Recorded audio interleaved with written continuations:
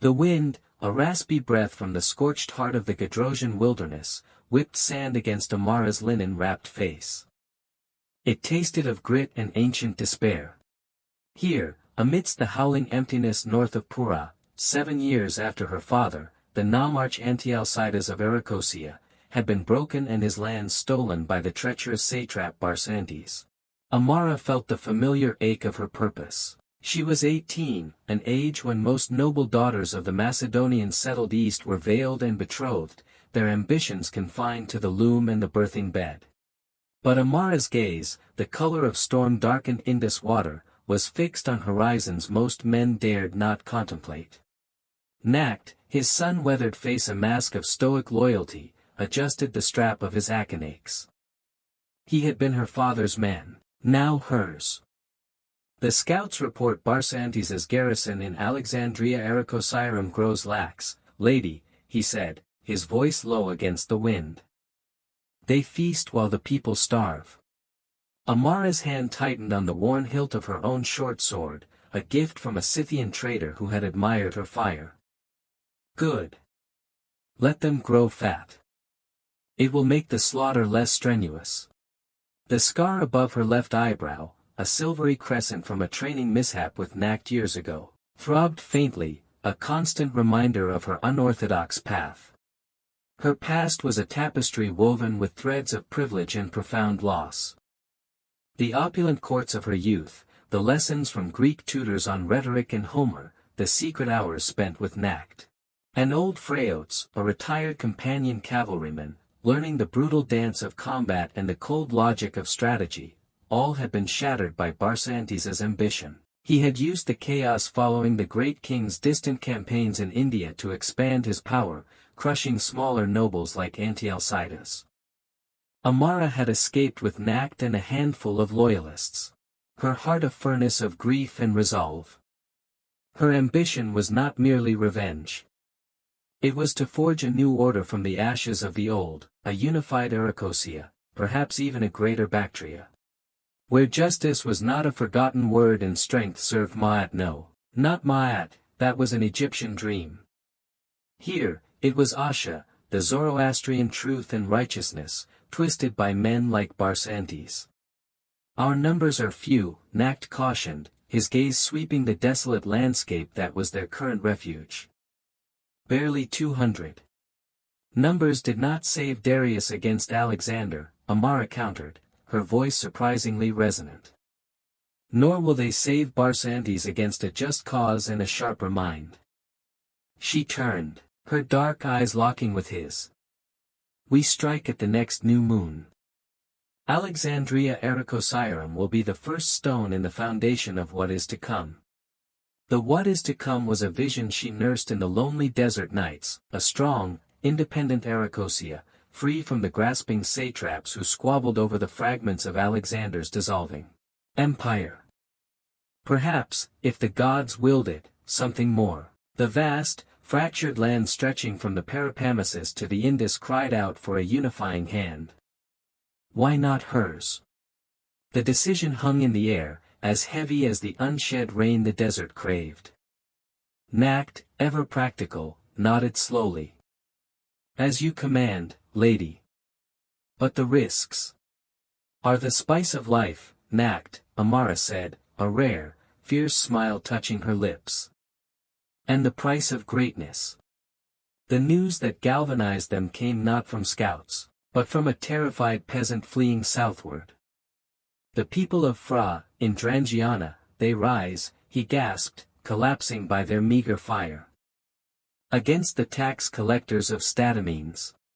Barsantes's puppet, they cry for a leader. Amara's eyes lit with an almost predatory gleam. Phra was not Arachosia, but it bordered it. Stadamenes was weak. An opportunity. Drangiana first, then, she declared. Her voice ringing with sudden conviction, we ride with the dawn. Nact, prepare the men. We offer them a banner to rally to. The first test came sooner than expected. As their small column traversed the barren foothills separating Arachosia from Drangiana, they were ambushed by a scouting party loyal to Stadamenes. 50 horsemen, confident and well-armed. Amara's training, honed in countless mock battles with Nacht, took over. "Wedge," she cried, her voice cutting through the sudden chaos. Her small band, mostly hardy Aracosian hillmen and a few disillusioned Greek mercenaries who had drifted east after Alexander's death, formed a tight defensive core. She did not cower. Astride her nimble Scythian mare, she was a whirlwind of flashing steel, her short sword deflecting and striking. Nacht fought like a lion at her side. The fight was brutal, close quarters. Amara took a glancing blow to her arm, the pain a sharp reminder of her mortality, but her counter-thrust found its mark in the throat of her attacker. The surprise and ferocity of their resistance, led by a woman who fought with the skill of a veteran, broke the attacker's nerve. They fled, leaving a dozen of their number dead. Amara, breathing heavily, surveyed the scene, her face streaked with dust and blood, her arm throbbed. "Merit," she called, her voice strained but firm. From the rear, a woman with eyes as old as the mountains and a mind as sharp as obsidian dismounted.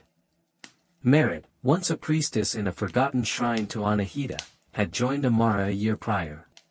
Drawn by the young woman's fierce intellect and audacious vision. She was not a warrior, but her knowledge of local customs, her network of informants, and her unerringly accurate political assessments were invaluable. "Lady, see to the wounded," Amara ordered. "And search the dead. I want to know who sent them, and what they knew of the Fra uprising."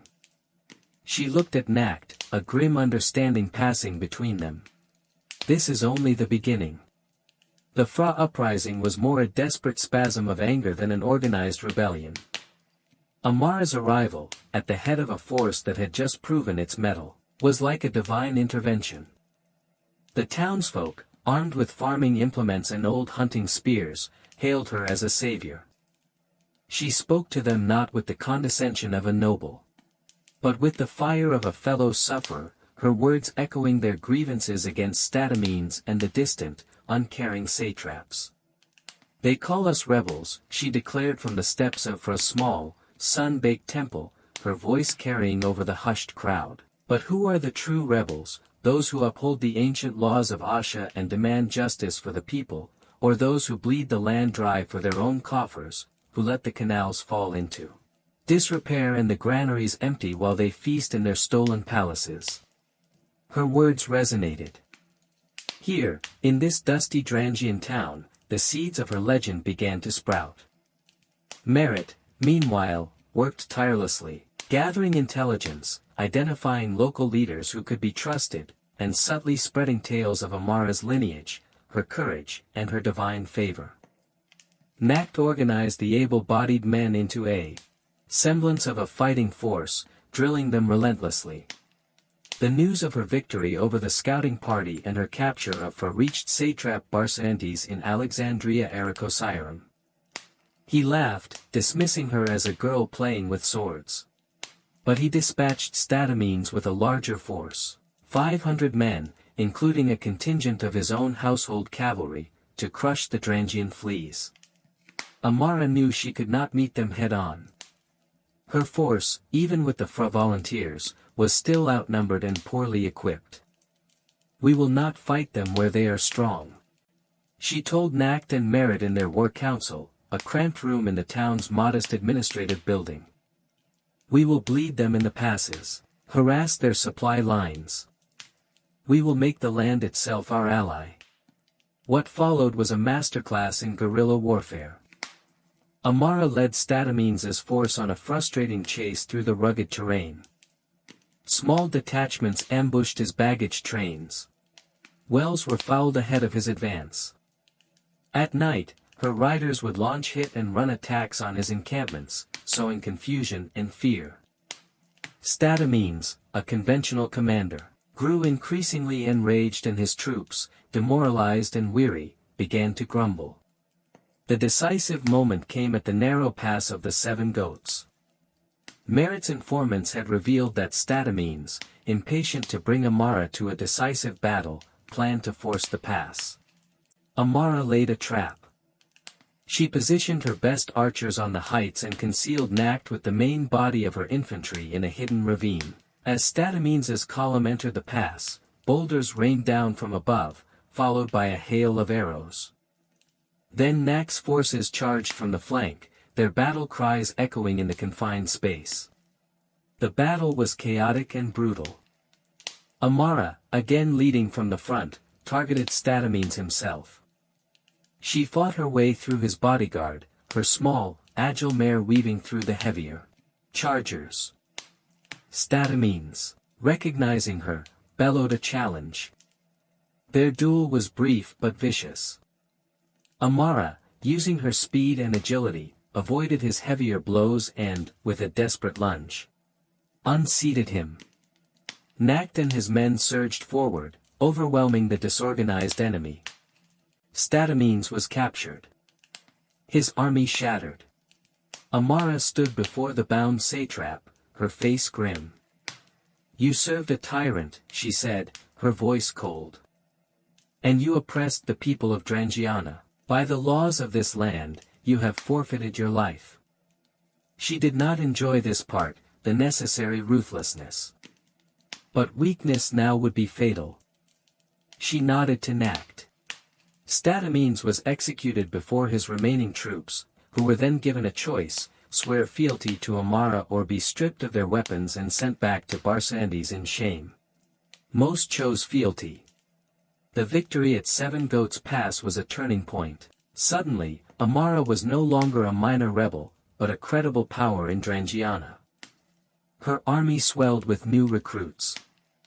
Neighboring towns, hearing of her victory and Stadamins's fate, sent emissaries offering their allegiance.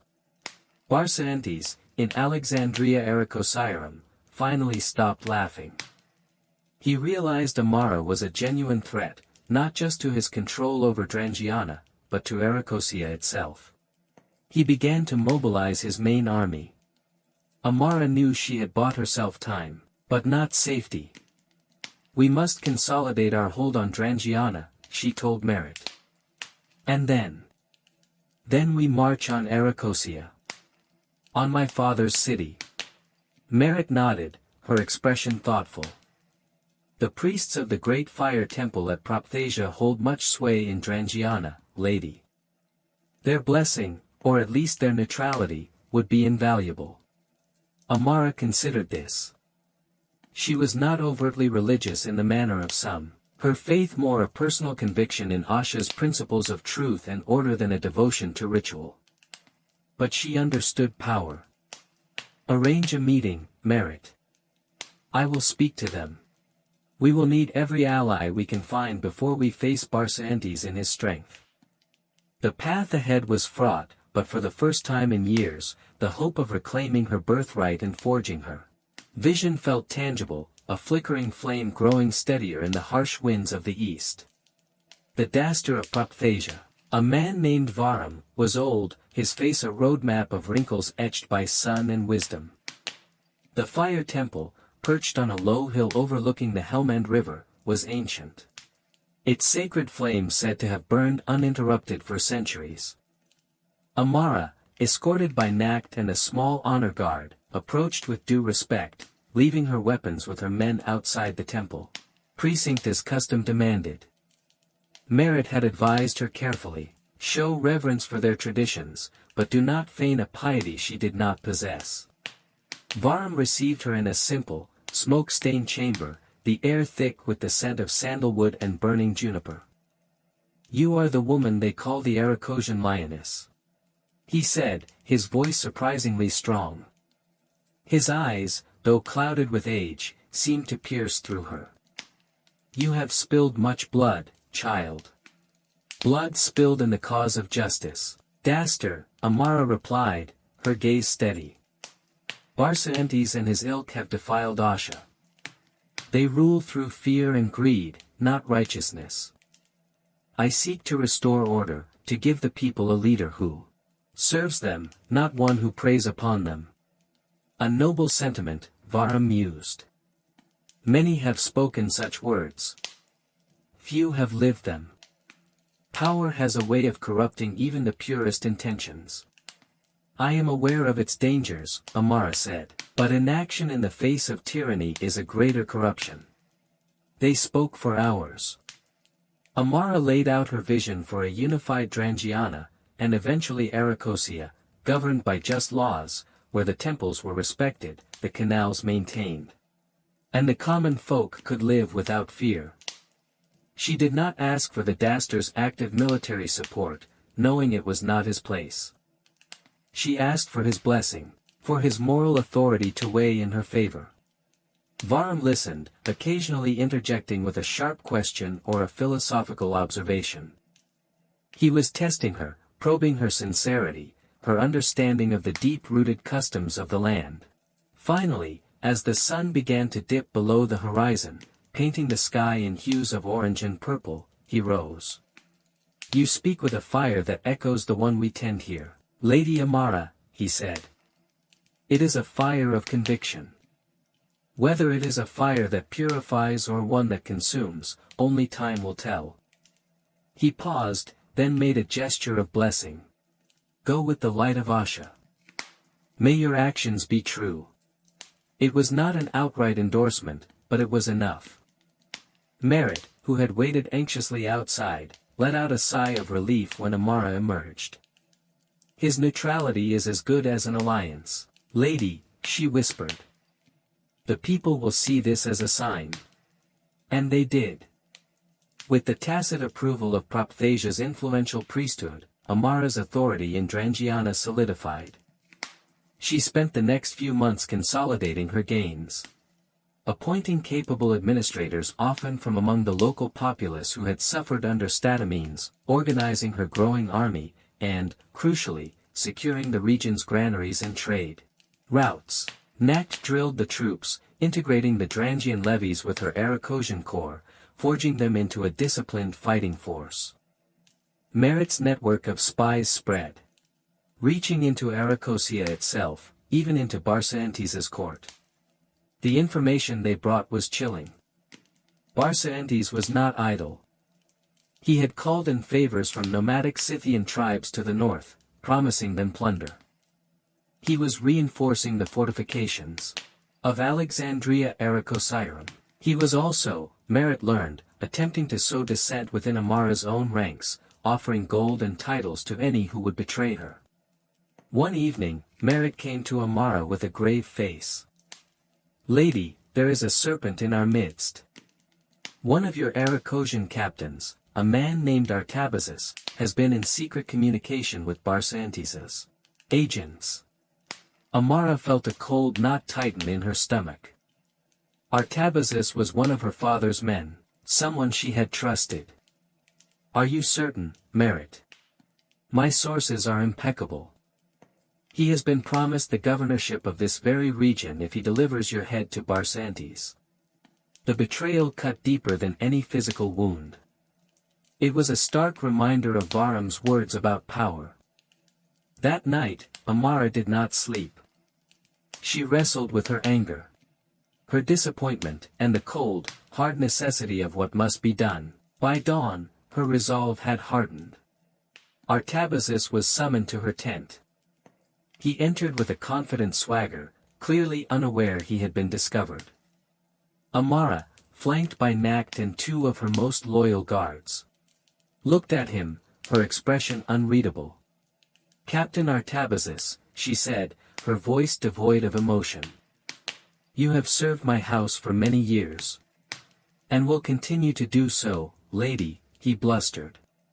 "Indeed," Amara said softly. "Merritt tells me you have been particularly industrious of late, seeking new opportunities for advancement."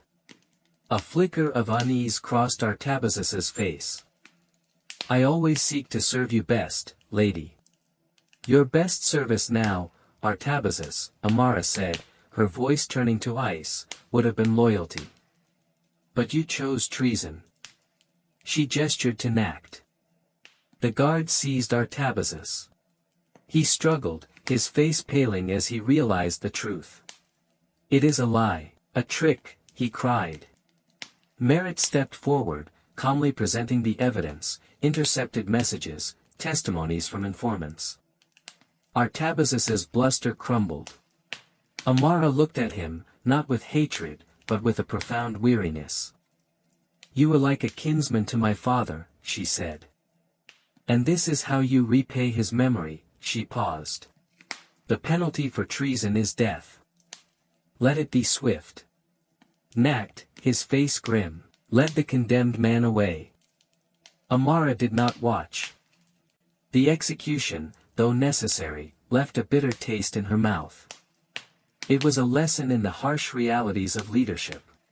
A step further away from the idealistic girl who had dreamed of pure justice. She was learning that to build, sometimes one had to destroy, even parts of oneself. The incident, though painful, had a sobering effect on her camp. Her justice was seen to be swift and impartial. Loyalty was reaffirmed. But Amara knew the threat from within would always be present.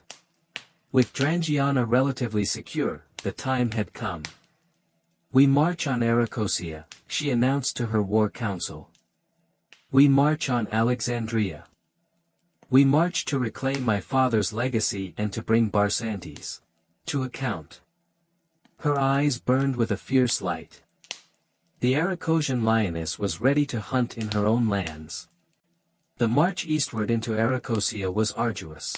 The terrain was unforgiving, a mix of stark mountains and arid plains, the sun a relentless hammer. Barsantes had not been idle. He employed scorched earth tactics. Destroying crops and fouling wells along the likely routes of Amara's advance, hoping to starve her army before it even reached the provincial capital. But Amara, guided by Merritt's intelligence and her own deep knowledge of her homeland's hidden pathways, often bypassed the denuded main roads, her army moving like ghosts through little-known valleys. Nacht's discipline kept the army together. He enforced strict rationing, his presence a constant reassurance to the men. Amara herself shared their hardships, eating the same meager fare. Sleeping on the hard ground, her Scythian mare as lean and tough as its rider. She was often at the head of the column, scouting, or in the rear, encouraging stragglers. Her endurance was a source of constant amazement and inspiration to her troops. As they neared the fertile heartland of Arachosia, surrounding Alexandria, the welcome was mixed. Some villages, remembering her father's just rule, greeted her cautiously, offering what little food they had managed to hide from Barsantes's foragers. Others, terrified of the satrap's retribution, barred their gates and prayed for her to pass them by. Amara understood their fear. She did not punish them, but her resolve to unseat Barsantes only hardened. Alexandria Arachosiarum, founded by the great king himself decades earlier, was a formidable city. Its walls were thick, its granaries well stocked, and Barsantes commanded a garrison that included not only his own Arachosian levies but also a significant contingent of Scythian mercenary horsemen, renowned for their ferocity. Amara established her camp a few miles from the city, on a rise overlooking the Hatuminus River. She knew a direct assault would be suicidal. "Barsantes expects us to break ourselves against his walls," she told Nacht and Merritt. "He believes we will run out of supplies or patience. We will do neither." The siege began not with battering rams, but with a war of minds. Amara sent emissaries to the city, not to demand surrender, but to appeal to the Arachosian citizens within. She spoke of her father, of Barsantes's tyranny, of her desire to restore just rule. Her messages, carried by sympathetic merchants or smuggled in by Merritt's agents, began to circulate within the walls. Barsantes responded with public executions of suspected sympathizers, hoping to terrorize the populace into submission. But his brutality often had the opposite effect, stoking resentment. Meanwhile, Amara launched a series of daring raids against Barsantes's supply lines outside the city. Her riders, led by Nacht, intercepted convoys, attacked foraging parties, and even made lightning strikes against outlying forts, capturing vital provisions and denying them to the besieged. The Scythian mercenaries, frustrated by the lack of decisive battle and the dwindling opportunities for plunder, grew restive. Inside the city, tensions mounted. Food prices soared. The Aracosian soldiers in Barsantes' garrison, many of whom had families suffering outside the walls, began to question their loyalty to a satrap who seemed more concerned with his own power than their welfare. Merit's agents fanned these flames of discontent, spreading rumors of Barsantes' decadence and Amara's growing strength. One moonless night, a small group of Aracosian officers within the city, led by a captain named Hydarnes whose father had served Anti-Alcides loyally, made contact with Amara's camp. They offered to open a minor gate on the eastern wall if Amara would guarantee their safety and a place in her new order. It was a risk. It could be a trap. Amara consulted Merit and Nacht. Merit, after cross-referencing her intelligence, believed Hydarnes was sincere, driven by genuine loyalty to Amara's father's memory and disgust at Barsantes. Nacht, ever cautious, advised thorough reconnaissance. Amara decided to trust her instincts and Merit's. "We accept their offer," she said. "But we prepare for treachery. Nacht, you will lead the assault force." "I will be with you." Nacht protested. "Lady, it is too dangerous, if it is a trap."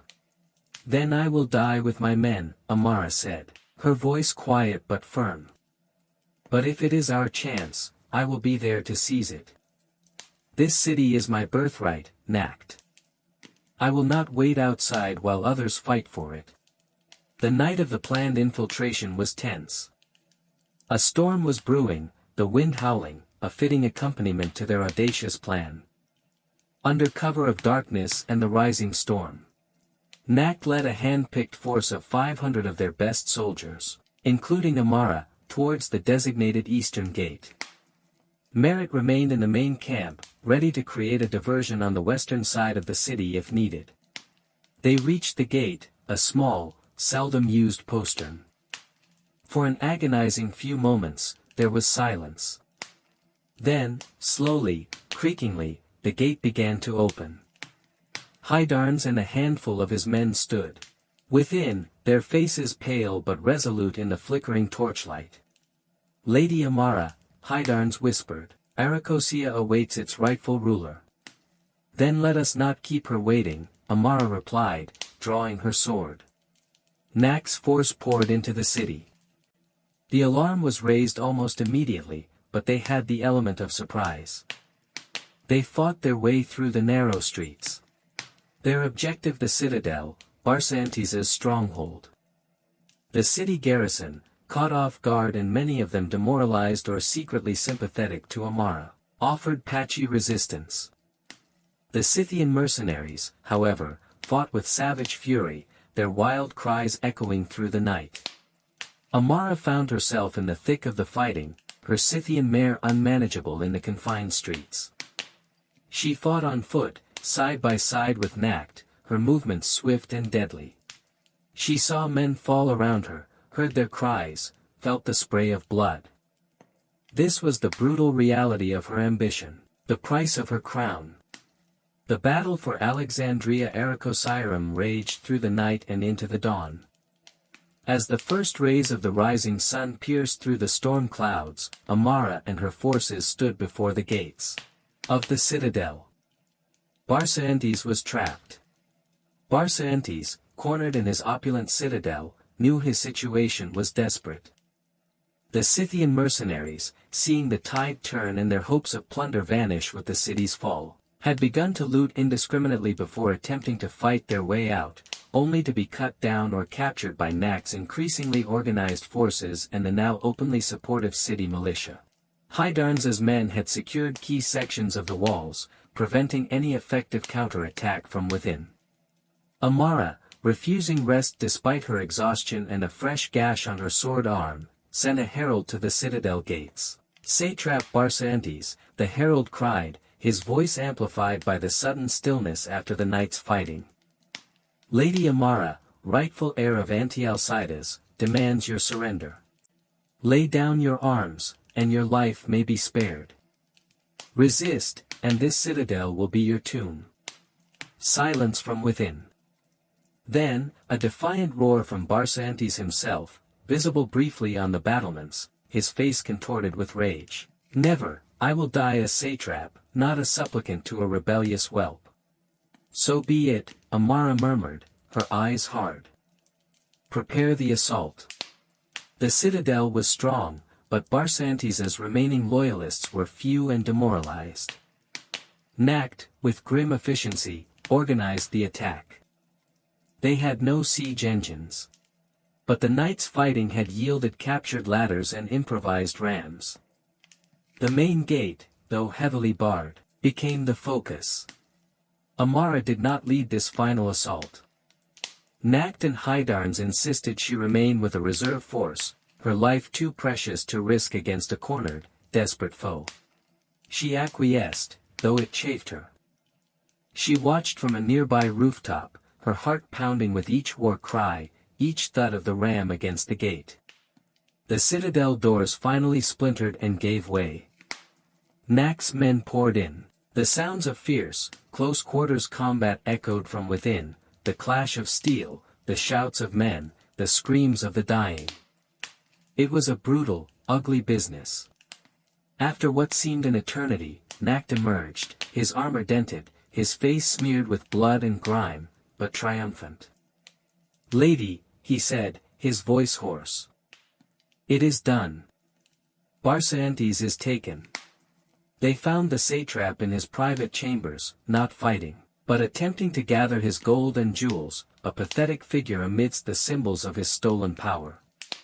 He offered no resistance when Nact's men seized him. Amara confronted him in the citadel's main hall, the same hall where her father had once been humiliated. Barsantes, stripped of his finery, was a shadow of his former arrogance. He refused to meet her gaze. Look at me, Barsantes, Amara commanded, her voice resonating with cold authority. He slowly raised his eyes, fear and hatred warring within them. You have brought ruin upon Aracosia, Amara stated, her voice low but carrying the weight of judgment. You betrayed your oaths, oppressed the people, and murdered the innocent. You are a stain upon this land. She paused, letting her words sink in. By your own actions, you have forfeited any claim to mercy. Barsantes found his voice, a desperate, rasping plea. I have wealth. I can serve you. Amara's expression did not soften. The only service you can render Aracosia now, Barsantes, is to be an example. She turned to Nact. Take him to the city square. Let the people see justice done. The execution of Barsantes was public and stark. Amara did not attend, but the roar of the crowd, a sound of catharsis and grim satisfaction, reached her in the citadel. She felt no triumph, only a heavy weariness and the dawning realization of the immense task before her. She had conquered Aracosia. Now she had to rule it. In the days that followed, Amara moved swiftly to consolidate her power. She honored Hydarnes and his men, promoting them to key positions. She addressed the citizens of Alexandria, promising fair governance, the restoration of ancient laws, and an end to corruption. She appointed new officials, many chosen with Merit's counsel, based on competence rather than lineage. She ordered the granaries opened, the canals repaired. Merit was indispensable, her quiet efficiency organizing the chaotic aftermath of the conquest. She established a system for hearing petitions, for adjudicating disputes. She also began the delicate task of assessing the loyalty of the remaining Aracosian nobility, some of whom had reluctantly served Barsantes. Amara knew she could not rule by force alone. She needed to weave these disparate threads into a new tapestry of loyalty. One evening, Merit found Amara staring out from a balcony of the citadel, overlooking the city lights. "You are troubled, lady," Merit observed. Amara sighed. "It is one thing to conquer, Merit. It is another to build. Barsantes was a single enemy, now I face 1,000 challenges, rebuilding trust, feeding the hungry, fending off the vultures who will see Arachosia's turmoil as an opportunity." She gestured to the north. "The Scythians will not forget their mercenaries who died here. The other satraps in Bactria and Gidrosia. They watch. They wait. They will see a strong hand, lady," Merit said. "A just hand. You have given the people hope. That is a powerful weapon. Hope is fragile, Merit. It needs to be nurtured with strength and wisdom." Amara turned, her scar a pale line in the moonlight. "The great King Alexander built an empire that stretched to the ends of the earth. And it shattered upon his death. I do not seek such vastness. I seek a kingdom that endures, a land where Asha prevails. But even that..." She trailed off. The weight of her ambition settling upon her. "Even that is a goal worthy of a lioness," Merit finished, softly. Amara managed a faint smile. The path was still long, the dangers many. But she had taken the first, most difficult steps. Arachosia was hers. And in its heart, a new vision was taking root. The consolidation of Arachosia was a painstaking process. Amara, with Merit's astute political counsel and Nak's unwavering military support, began to lay the foundations of her rule. She toured the province, from the foothills of the Parapameses to the plains bordering Drangiana, listening to local grievances, appointing new village headmen, and overseeing the repair of vital irrigation canals, neglected under Barsantes. Her presence, her willingness to engage directly with the common folk, began to win her a loyalty that went deeper than fear. She was careful with the established nobility, many of whom had ties to the old Persian families or the Greek settlers who had followed Alexander. She did not dispossess them wholesale, as Barsantes had done to her father. Instead, she demanded oaths of fealty, confirmed land titles for those who pledged loyalty, and integrated their sons into her growing army and administration. Those who remained recalcitrant or plotted against her faced swift, decisive action, their lands confiscated, their influence broken. Her justice was firm, but seen as largely fair, a stark contrast to Barsantes's arbitrary cruelty. Merit established a network of eyes and ears throughout Arachosia, informants who kept Amara appraised of local conditions, potential unrest, and the machinations of neighboring powers. This intelligence was vital, allowing Amara to preempt threats and respond effectively to challenges. Nak, meanwhile, focused on building a professional army. He integrated the Arachosian levies, the Drangian volunteers, and the remnants of Barsantes's garrison who had sworn fealty into a cohesive force. He established training camps, standardized equipment where possible, and instilled a fierce discipline. He knew that Amara's hold on power, and indeed her life, depended on the strength and loyalty of their soldiers. He often clashed with Amara over resources. She wanted to invest in rebuilding infrastructure. He needed funds for weapons and provisions. These were healthy tensions, born of their shared commitment to Arachosia's future. The first major external threat came, as Amara had predicted, from the north. The Scythian tribes, whose mercenary kinsmen had been defeated and largely slain during the fall of Alexandria, sought revenge and plunder. A large horde, led by a renowned chieftain named Skunksa, descended from the northern steppes, raiding border settlements. Amara did not wait for them to penetrate deeper into Arachosia. "We meet them on our terms," she declared. She led her army northward, Nak commanding the infantry and she herself at the head of her newly formed cavalry, a mix of Arachosian nobles and hardy Drangian horsemen. The battle against the Scythians was unlike any she had fought before. The Scythians were masters of hit-and-run tactics, showering their enemies with arrows from horseback, then melting away before a counter-charge could be mounted. Amara's heavier infantry struggled to engage them effectively on the open plains. It was here Amara's adaptability shone. She realized her infantry phalanx, effective against traditional armies, was too slow. She broke her forces into smaller, more mobile combined arms groups, with cavalry protecting the flanks of archers and light infantry. She used the terrain, luring Scythian detachments into narrow defile where her heavier troops could engage them. The campaign was brutal and fluid, a series of skirmishes and engagements rather than a single decisive battle. Amara herself was constantly in the saddle, leading scouting parties, directing flanking maneuvers. She learned the Scythians' ways, anticipated their moves. After several weeks of relentless pursuit and clever counter-tactics, she managed to corner Skunks's main force against a bend in the Etamander River. The ensuing battle was fierce. The Scythians, trapped, fought with the desperation of cornered wolves. Amara, leading her cavalry in a decisive charge, broke their lines. Skunksa himself fell, slain by Nacht in close combat. The Scythian horde, leaderless and demoralized, scattered. The victory was significant. It secured Arachosius' northern border and sent a clear message to other potential aggressors: Amara's Arachosia was not to be trifled with.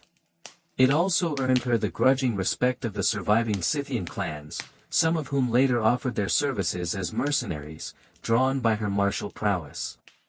But the victory came at a cost. Many good men had fallen. Amara herself bore a fresh scar, a long, shallow cut along her cheek from a Scythian arrow that had grazed her. It served as another reminder of the price of her ambition. Back in Alexandria, Merit brought news of a different kind of threat. "Lady," she said, her voice low, "the satrap of Bactria, a man named Oxyartes, no direct relation to the great king's father-in-law, but from a powerful Sogdian family, he has been making inquiries, sending trade delegations that seem more interested in our military strength than our goods." Bactria, to the northeast, was a rich and powerful province, one of the jewels of Alexander's eastern conquests. If its satrap turned hostile, Arachosia would face a formidable enemy. Oxyartes sees a rival in the making, Amara mused. Or perhaps an opportunity. A weakened Arachosia would be ripe for the picking. She paced her chamber, the weight of her responsibilities settling on her. "We cannot appear weak, Merit. We must project strength. Even if our foundations are still settling." She decided on a bold move. She would send an embassy to Bactra, Oxyartes' capital.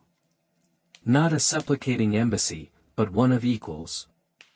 She would propose a treaty of non-aggression and mutual trade. It was a gamble. Oxyartes might see it as a sign of weakness, an admission that she feared him. Or he might see it as an offer from a pragmatic ruler seeking stability in a turbulent region. She chose Hydarnes, the Arachosian captain who had opened the gates of Alexandria to her, to lead the embassy. He was noble, articulate, and fiercely loyal. She gave him careful instructions. Be respectful but firm. Emphasize the mutual benefits of peace, but also subtly hint at Arachosius' growing military strength. While Hydarnes journeyed to Bactra, Amara focused on internal matters. She initiated the construction of new fortifications along the Bactrian border. She also turned her attention to the great temple of the local divinity in Alexandria, a syncretic blend of a local deity and the Greek Apollo. The priests there held considerable influence. Like Varum and Drangiana, their support, or at least neutrality, was crucial. Amara made a point of attending their festivals, offering generous donations from Barsantes' confiscated treasury, and consulting with the high priest on matters of state that touched upon religious law.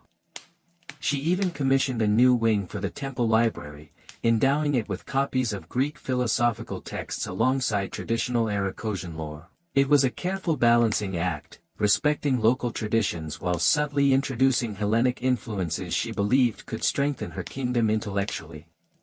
Merit watched these maneuvers with quiet approval. "You learn quickly, lady," she commented one day.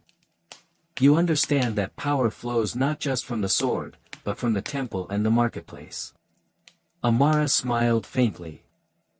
"I understand that a kingdom needs many pillars to stand firm, Merit. And I intend for Aracosia to stand for a very long time." But even as she spoke, she knew that Oxyartes of Bactria held one of the keys to that future. The fate of Hydarnes' embassy weighed heavily on her mind.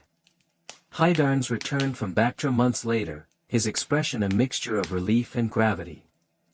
Oxyartes had received him with elaborate courtesy, but the Bactrian court was a viper's nest of intrigue, with factions vying for influence, some urging alliance with the rising power of Seleucus far to the west, others advocating for an independent eastern kingdom.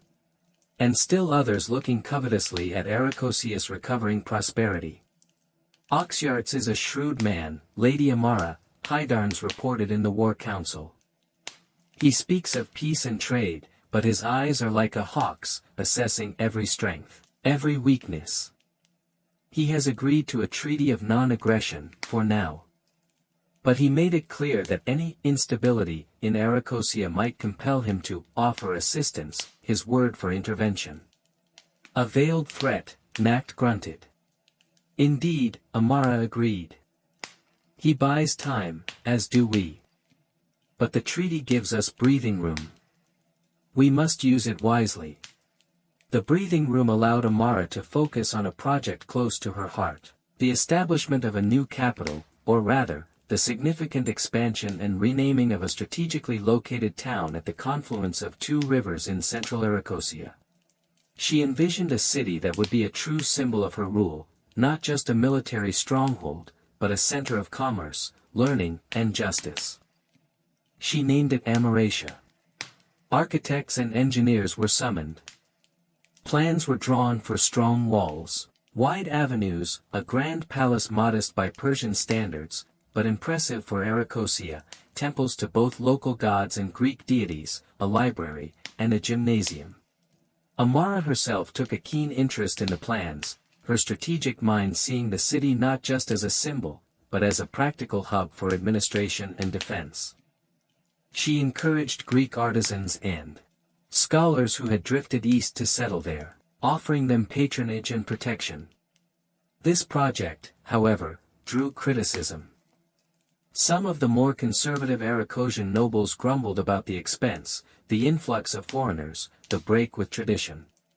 They whispered that Amara was becoming too much like the Greeks, forgetting her Aracosian roots. Merit brought these whispers to Amara. "There is discontent, lady.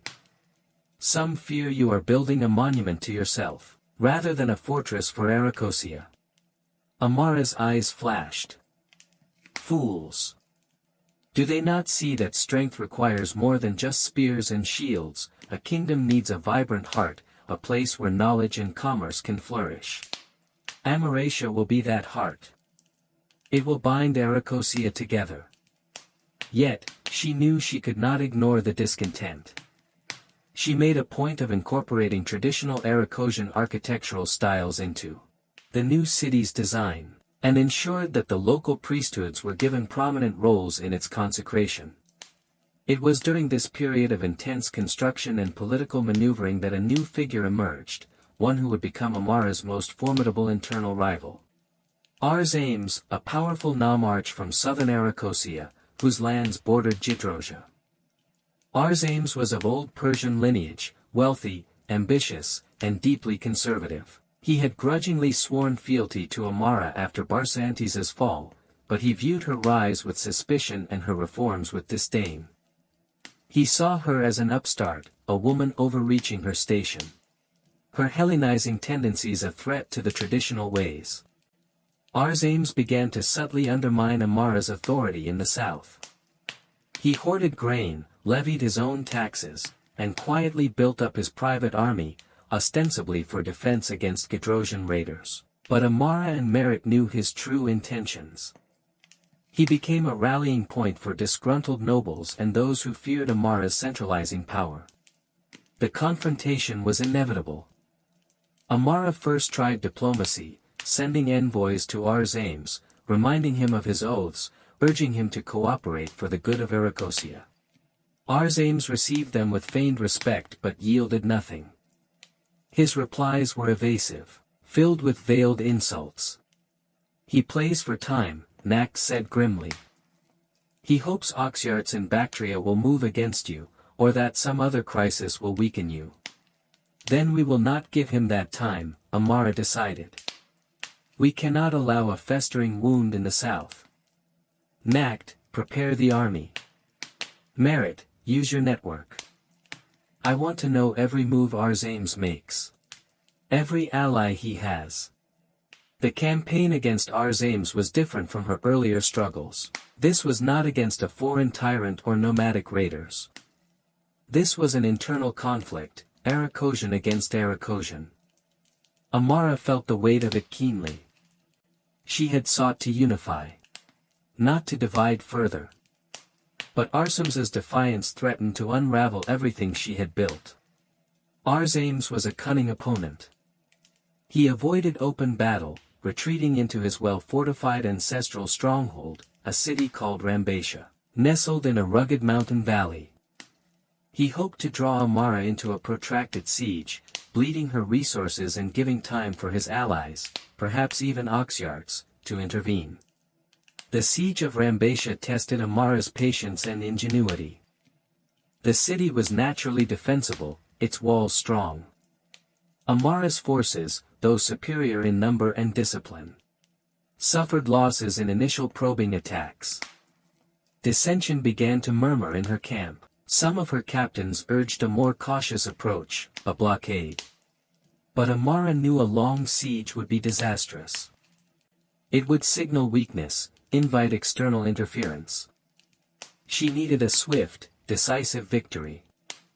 She studied the city's defenses, the surrounding terrain, poring over maps with Nact and her engineers. Merit brought her a piece of vital intelligence. A disgruntled former servant of Arzames, now in Amara's camp, knew of a hidden, disused water conduit that led beneath the city walls, emerging near a minor postern gate. It was narrow, treacherous, and likely heavily guarded if still known. It was a desperate gamble, reminiscent of how she had taken Alexandria. But Amara thrived on such challenges. "This is our way in," she declared. She chose a small, elite force, led by herself and Nact. Under the cover of a stormy night, while the main army launched a feigned assault on the opposite side of the city to draw away the defenders, Amara's infiltration team made their perilous journey through the slimy, suffocating conduit. They emerged, undetected, near the postern. After a brief, brutal struggle with the surprised guards, the gate was theirs. The fighting within Rambatia was fierce. Arsam's troops, realizing they had been infiltrated, fought with the courage of despair. Arzames himself, a warrior of considerable repute despite his age, led his household guard in a desperate counter-attack. Amara found herself face to face with him in the city's main square, the storm raging around them, torches flickering wildly. Their duel was a clash of old and new, tradition against innovation. Arzames fought with skill and power, but Amara's youth, speed, and desperate determination gave her the edge. With a swift feint and a powerful thrust, her sword found a gap in his armor. Arzames fell, his eyes wide with disbelief. With their leader slain, resistance in Rambatia collapsed. Amara had won. But as she stood over Arsam's body, the rain washing the blood from her face, she felt a profound sense of sorrow. This was not a foreign enemy. This was an Arachosian, a man who, in his own way, had perhaps believed he was fighting for what was right. The victory, however, secured her control over all of Arachosia. The remaining dissenting nobles quickly offered their submission. Amara treated Arsam's family with clemency, confiscating only a portion of their lands, a calculated move to heal the divisions within the province. She returned to Amaracia, her new capital, not in triumph, but with a deeper understanding of the burdens of rule. She had forged a kingdom. Now, she had to ensure its survival, not just against external enemies, but against the echoes of its own internal strife, and perhaps, against the changing landscape of her own soul. The Aracosian lioness had tasted the bitterness that often accompanied the sweet fruit of power. The years that followed the subjugation of Arzames were a period of uneasy peace and relentless construction for Aracosia under Amara's rule. Amaracia, her new capital, rose steadily from the plains, its walls growing taller, its marketplaces bustling with caravans from Drangiana, Gidrosia, and even distant India. Greek architects worked alongside local craftsmen, creating a unique blend of Hellenic design and Eastern aesthetics. A library was stocked with papyrus scrolls, and a gymnasium echoed with the shouts of young Aracosian nobles learning Greek wrestling alongside their traditional mounted archery. Amara herself often visited the construction sites, her presence a driving force. She governed with a firm hand, but also with an increasingly sophisticated understanding of political realities. Merit's counsel was invaluable in navigating the complex web of tribal loyalties, priestly factions, and mercantile interests. Nact ensured the army remained a disciplined and effective force, a constant deterrent to both internal rebellion and external aggression. The treaty with Oxyartes of Bactria held a fragile understanding between two ambitious rulers wary of each other. Amara, now in her mid-20s, had changed. The fierce idealism of her youth was tempered by the harsh lessons of power. The scar above her eyebrow was now complemented by the fainter one on her cheek, and a network of fine lines around her eyes spoke of sleepless nights and constant vigilance. She was more guarded, her smiles rarer, her trust harder won. The loneliness of supreme authority, a burden Alexander himself had known, began to press upon her. She had Nact's unwavering loyalty and Merit's astute companionship, but there were decisions only she could make, burdens only she could bear. One of her most ambitious projects was the reform of Aracosia's legal system. Drawing on ancient Persian codes, Greek legal principles she had studied, and local customs, she sought to create a unified code of laws that would be applied fairly across the province, regardless of social standing or ethnicity. This, predictably, met with resistance from some traditionalist nobles who saw their customary privileges threatened. But Amara persisted, understanding that true unity required not just military control, but the bedrock of justice. It was during a tour of inspection in southern Aracosia, near the borders of Gidrosia, that a crisis erupted, testing her in new and unforeseen ways. A virulent plague, carried, it was said, by traders from the far south, swept through the region. Villages were decimated. Panic spread. Local officials were overwhelmed. Amara did not flee. Against the advice of Nact, who feared for her safety, she rode into the heart of the afflicted area. She saw the suffering firsthand, the wailing of a mother over her dead child, the fear in the eyes of the healthy. The abandoned bodies left unburied. Her heart, hardened by years of warfare, ached. "We cannot let fear paralyze us," she told her anxious retinue. She organized quarantine measures, mobilized what healers and priests were available, and ordered granaries open to distribute food to the stricken communities. She even visited the sick herself, offering words of comfort, her presence a beacon of courage in the face of despair. It was a reckless act, many said, but it earned her a devotion from the common people that no military victory could have achieved. Merit, though deeply concerned, used her network to disseminate news of Amara's bravery, countering the fear with tales of her leader's selfless compassion. Amara herself was not untouched. She contracted a milder form of the illness, a fever that laid her low for several agonizing days. Nacht and Merit watched over her, their faces etched with worry. For a time, it seemed Aracosia might lose its guiding star. But Amara's fierce will, her strong constitution, and perhaps the favor of whatever gods watched over her, pulled her through. When she recovered, gaunt but resolute, she found Aracosia subtly changed. Her personal courage during the plague had cemented her legend. She was no longer just the Aracosian lioness, the conqueror. She was Amara the protector, Amara the compassionate. This new dimension to her authority was powerful, but it also added to her burden. The people looked to her not just for order, but for succor. The plague eventually subsided, but it left scars on the land and its people. It also had political ramifications. Oxyartes of Bactria, hearing of Aracosia's weakness, saw an opportunity. His trade delegations became more frequent, his inquiries more pointed. Rumors reached Merit that he was massing troops near the border, ostensibly for defensive exercises. "He thinks the lioness has lost her claws," Nacht said, his hand resting on the hilt of his sword.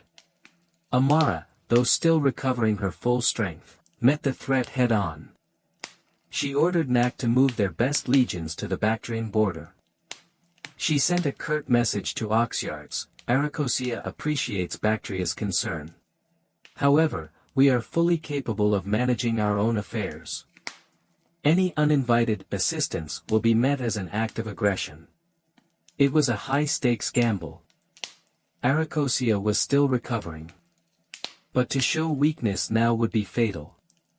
For several tense weeks, the two kingdoms stood on the brink of war. Oxyartes' forces maneuvered near the border. Amara's troops dug in, ready for a fight. Then, unexpectedly, Oxyartes blinked. Perhaps his own internal troubles, or the fear of a protracted war with a leader who had proven her mettle time and again, made him reconsider. His troops withdrew. The crisis passed. Amara knew it was a temporary reprieve. The lords of the East were like wolves, always circling, always testing for weakness. Her dream of a secure, enduring Aracosia required constant vigilance, unwavering strength. She returned her focus to Amaracia, to her reforms, to the slow, unglamorous work of building a kingdom. She was approaching 30 now. The fire of youth still burned within her. But it was a more controlled, more focused flame. She had learned that power was not a destination, but a relentless journey, fraught with perils both seen and unseen. And as she looked out from the rising walls of her capital, she wondered what new challenges the ever-shifting sands of the East would bring next. The legacy she sought was not yet secure. It was being forged, day by arduous day, in the crucible of her will and the fate of her people. The uneasy peace with Bactria allowed Amara several years to further consolidate her rule and develop Aracosia. Amaracia flourished, becoming a genuine crossroads of cultures. Greek philosophers debated with Zoroastrian magi in its shaded porticos. Indian merchants traded spices and silks for Aracosian wool and Bactrian lapis lazuli in its bustling agora. Amara actively fostered this environment, believing that Aracosia's strength lay not just in its armies, but in its ability to absorb and synthesize the best of different worlds. She established a royal school in Amaracia, where promising youths, regardless of their lineage, could receive education in Greek letters, Persian history, and Aracosian traditions. Her personal life, however, remained barren. Marriage, for a woman in her position, was a political minefield. Any husband would either seek to control her or become a target for her rivals. She had received offers from powerful Aracosian nobles, from neighboring chieftains, even a veiled proposal from a distant Seleucid general seeking an eastern alliance. She had politely, but firmly, refused them all.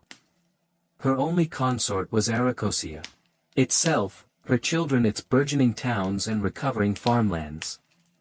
Nacht and Merit were her family, her most trusted confidants, but even they could not fill the void of personal intimacy.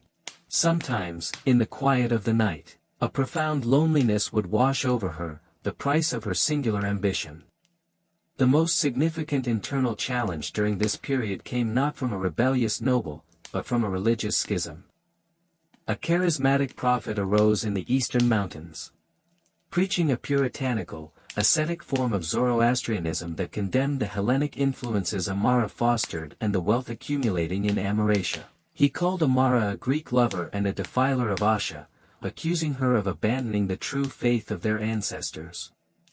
His followers, mostly impoverished hill tribesmen and disaffected peasants, grew in number, their fanaticism a dangerous spark in the dry tinder of regional grievances. Amara initially tried to ignore him, hoping his movement would burn itself out. But when his followers began attacking caravans and raiding villages loyal to her, she knew she had to act. This was not a threat that could be met with conventional military force alone. It was a battle for the hearts and minds of her people. She consulted Varam, the aged Daster of Propthasia, whose wisdom she had come to respect. This prophet, he speaks with a serpent's tongue, twisting the words of Asha. Amara told him. How do I fight an idea, Daster? Varam sighed. Ideas are best fought with better ideas, lady. Or with the undeniable truth of just actions. Show the people that your rule brings them prosperity and security, that your Asha is one of order and well-being, not of hatred and deprivation. Amara took his words to heart. She redoubled her efforts to improve the lives of the common people, especially in the poorer regions where the prophet's influence was strongest. She also instructed Merit to launch a counter-propaganda campaign, disseminating stories of the prophet's hypocrisy and the suffering his followers inflicted. But it was not enough. The prophet, a man named Zaradas, declared a holy war against Amara and marched on a key eastern town. Amara was forced to meet him in battle. The confrontation was strange and unsettling. Zaradas's army was a motley collection of fanatics, poorly armed but driven by a burning zeal. They charged Amara's disciplined lines with reckless abandon, chanting hymns, seemingly oblivious to death. Amara's soldiers, though better trained, were visibly disturbed by their opponent's fervor. Amara, riding at the head of her cavalry, felt a chill.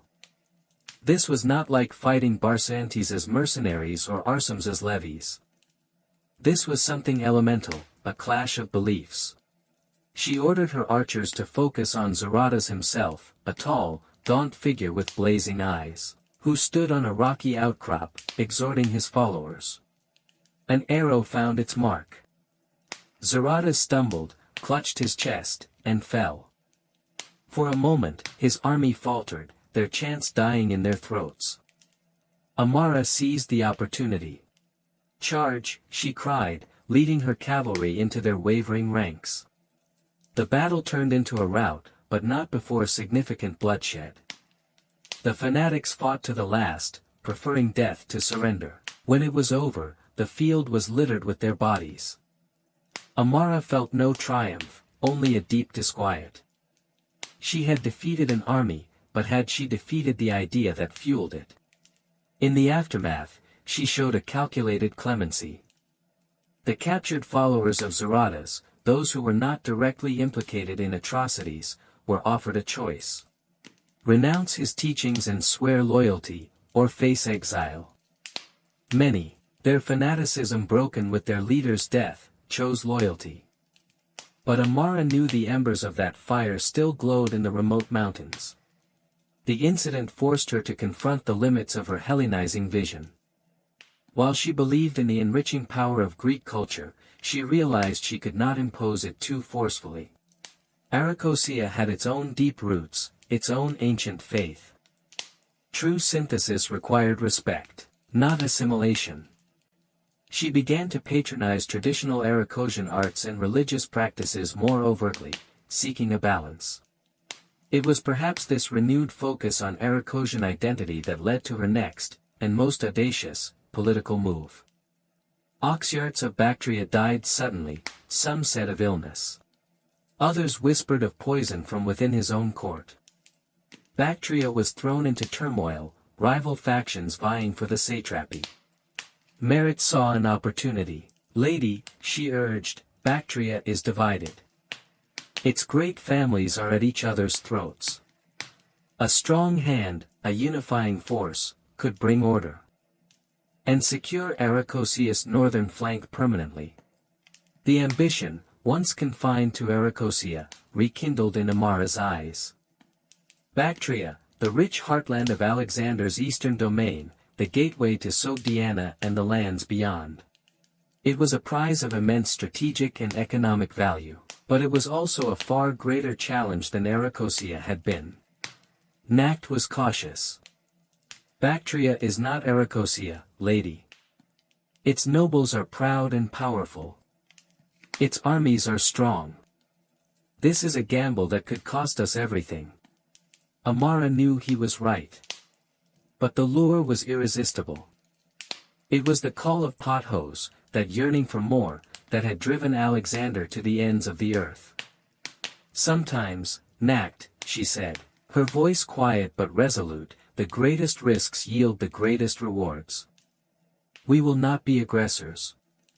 But if Bactria descends into chaos, and its people call for a restorer of order, then Aracosia will answer." She began to move her troops towards the Bactrian border, not as an invading force, but as an army prepared to stabilize a volatile neighbor. She sent emissaries to the leading Bactrian factions, offering mediation, proposing a council to choose a new satrap under her protection. It was a delicate dance of diplomacy and veiled threat. The fate of the East, it seemed, once again hung in the balance, and Amara, the Aracosian lioness, was ready to play her hand. The game was far from over. The Bactrian gambit was Amara's most complex undertaking yet. Unlike Aracosia, which had a semblance of unified identity she could appeal to, Bactria was a patchwork of powerful, fiercely independent noble families, many of Sogdian or original Bactrian stock, who had chafed even under Alexander's rule and were now relishing their renewed autonomy. They would not easily submit to an Aracosian protector. Amara's initial diplomatic overtures were met with suspicion and intrigue. Several major Bactrian nobles, each with their own aspirations for the satrapy, saw her as a potential ally to be used against their rivals, or as a common enemy to unite against. The sprawling, opulent city of Bactria-Zariaspa, the provincial capital, became a hotbed of conspiracy. Merit's network of agents worked overtime, trying to decipher the shifting alliances and hidden agendas. She identified two main factions, one led by a charismatic Sogdian warlord named Spitamenes, a distant kinsman, perhaps, of the one who had plagued Alexander, who advocated for a pan-Iranian confederation independent of Seleucid influence. The other coalesced around a cautious, elderly Bactrian noble named Artabatzos II, who favored maintaining the status quo of de facto independence while paying lip service to the distant Seleucid king. Neither was inclined to welcome Amara. Amara decided on a bold, and potentially divisive, strategy. She found a minor Bactrian noble family, the Aspianes, who had been wronged by Spitamenes and held a legitimate, if currently powerless, claim to significant lands near the Aracosian border. She offered her support to their young scion, a man named Ariobarzanes Aspianes, to reclaim his ancestral rights, framing her intervention not as a conquest of Bactria, but as an act of justice for an oppressed ally. Nact, leading a strong Aracosian force, crossed the border with Ariobarzanes. The initial campaign was swift. Several border towns, already weary of Spitamenes' exactions, welcomed Ariobarzanes and his Aracosian backers.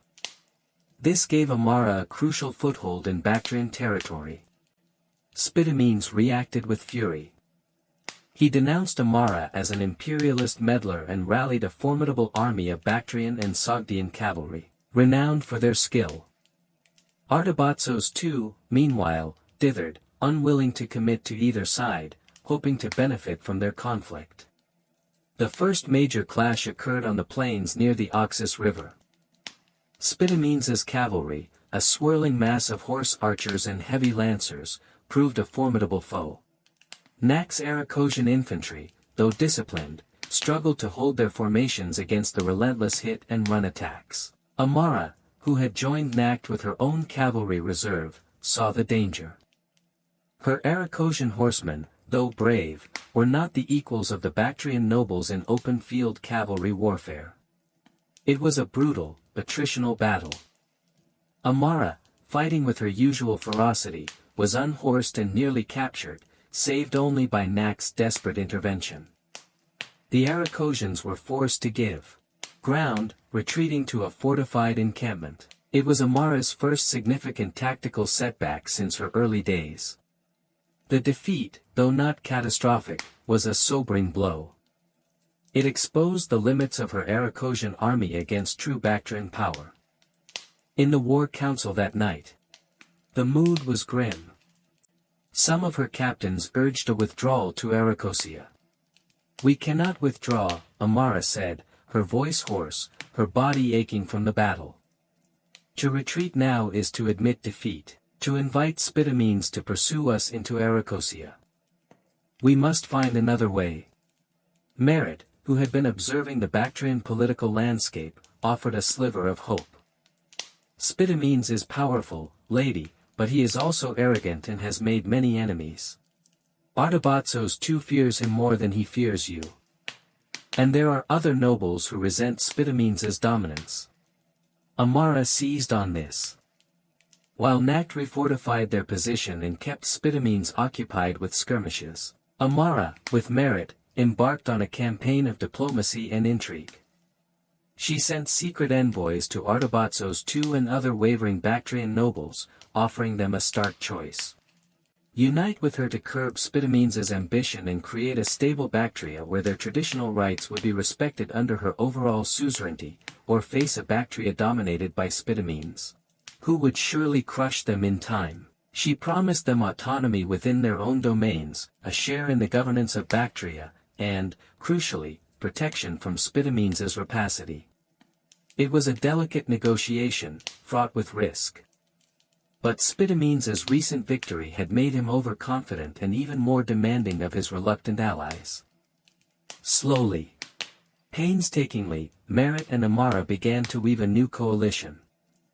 Artabatzos II, seeing an opportunity to rid himself of his more dangerous rival, finally agreed to a secret alliance. Other nobles followed suit. The plan was audacious. While Spitamenes besieged Nac's fortified camp, believing Amara was trapped, Artabatzos II and the allied Bactrian nobles would rise against Spitamenes' garrisons in their own territories, cutting his supply lines and threatening his rear. The signal was a great beacon fire lit on a pre-arranged mountain peak. When Nac saw it blaze against the night sky, he knew the tide was about to turn.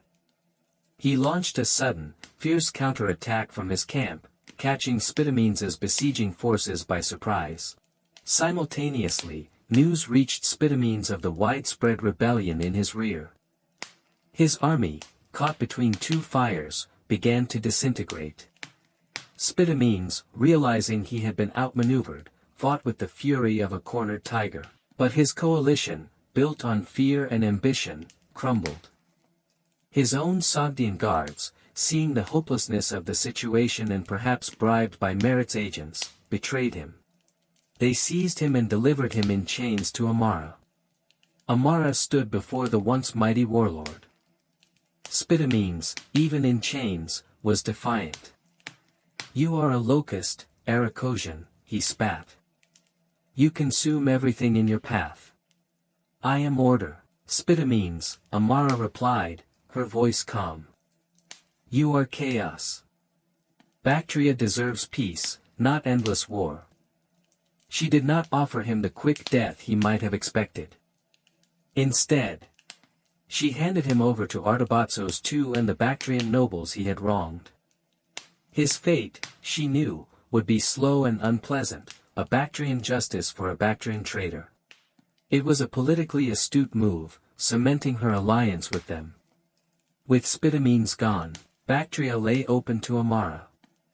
Artabatzos II and the allied nobles, mindful of her military power and their own recent reliance on her, formally acclaimed her as protector of Bactria and Arachosia. She entered Bactra Zariaspa not as a conqueror, but as an invited arbiter, a restorer of order. She was now the de facto ruler of a vast territory stretching from the borders of Gidrosia to the banks of the Oxus. It was an achievement that rivaled, in its own way, the early eastern conquests of Alexander. But Amara, standing in the opulent, ancient palace of Bactra, felt not triumph, but an almost crushing weight of responsibility. She had yoked two powerful, disparate lands together. Holding them, governing them justly, defending them against the myriad threats of the East. That would be the work of a lifetime, and she was acutely aware that time, for rulers, was often a fleeting commodity. The shadow of Alexander's brief, brilliant reign loomed large in her mind. She was determined that her legacy, unlike his politically, would endure. But the cost, she was beginning to understand, was a constant, unceasing vigilance, and a solitude that only deepened with each new height she attained. Governing the dual realm of Arachosia Bactria proved to be a monumental task, far exceeding the complexities Amara had faced in Arachosia alone. Bactria, with its deeply entrenched aristocracy, its proud warrior traditions, and its strategic position as a buffer against the Scythian hordes and the restless Sogdians, demanded a different approach. Amara could not rule it as a conquered province. She had to govern through the very Bactrian nobles who had, until recently, been her rivals or reluctant allies. Artabatzos II, now her nominal chief minister in Bactra, was old and content with his regained status and wealth, but he was a master of passive resistance, subtly obstructing reforms he deemed too radical or too Arachosian. The younger Bactrian nobles, while outwardly loyal, constantly jostled for position and favor, their ancient feuds and ambitions simmering beneath a veneer of cooperation. Amara found herself spending more time in Bactra Zariaspa than in her beloved Amaratia, navigating a labyrinth of courtly intrigue that made her yearn for the straightforward brutality of the battlefield. Merit, her ever-perceptive advisor, established a parallel administration in Bactra, her agents working to build loyalty directly to Amara, bypassing the often unreliable Bactrian intermediaries. Nact, meanwhile, faced the challenge of integrating Bactrian cavalry units into their combined army. These proud horsemen, while formidable fighters, were unaccustomed to Arachosian discipline and often resentful of taking orders from non-Bactrians. There were frequent brawls, duels, and near mutinies that Nact had to quell with a mixture of iron force and grudging respect for their martial prowess.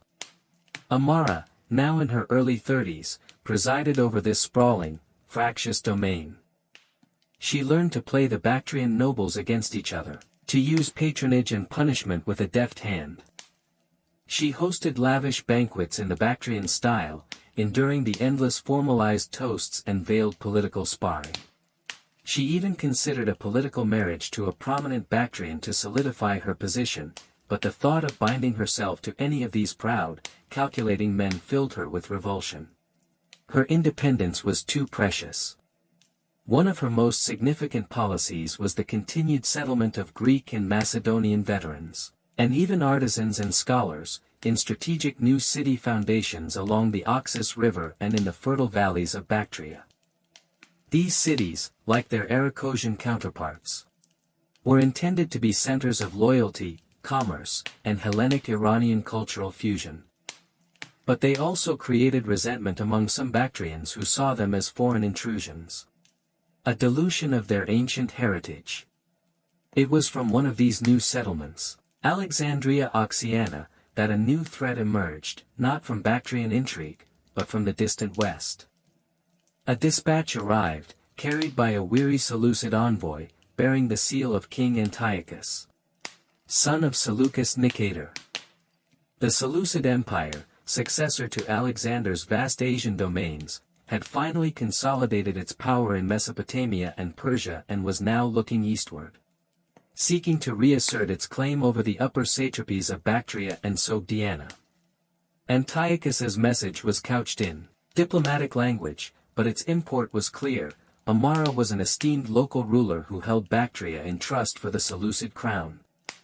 He invited her to send tribute and formally acknowledge his suzerainty. Failure to do so would be regrettable. The war council in Bactria was tense. Nact was blunt. "This is a declaration of war, lady. The Seleucids command immense resources, far greater than ours. Their phalanxes are modeled on Alexander's own. They have war elephants from India." Merit was more circumspect. "Antiochus is testing you, Lady Amara. He knows of your strength, your unification of Arachosia and Bactria. He would prefer your submission to a costly war. Perhaps there is room for negotiation, for a nominal acknowledgement that costs us little in practice." Amara listened, her face a mask. The prospect of facing the full might of the Seleucid Empire, the direct inheritors of Alexander's military machine, was daunting.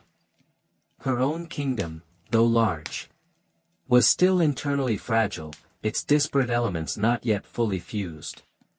"To bend the knee to Antiochus," she said slowly, "is to undo everything we have fought for. It is to become a mere satrap again, a puppet dancing to a distant king's tune. Arachosia and Bactria deserve their own destiny." "But at what cost, lady?" Nact pressed. "A war with the Seleucids could destroy us all." Amara rose and walked to a large map of the eastern world that adorned her council chamber. Her finger traced the vast expanse of the Seleucid domains, then rested on her own twin realms. Alexander faced greater odds when he crossed the Hellespont, she mused, more to herself than to them. He had hope, and genius. She turned back to them, her eyes alight with a familiar fire, the one that had carried her from a dispossessed exile to the ruler of two kingdoms. "We will not offer submission. Nor will we offer provocation. We will strengthen our defenses.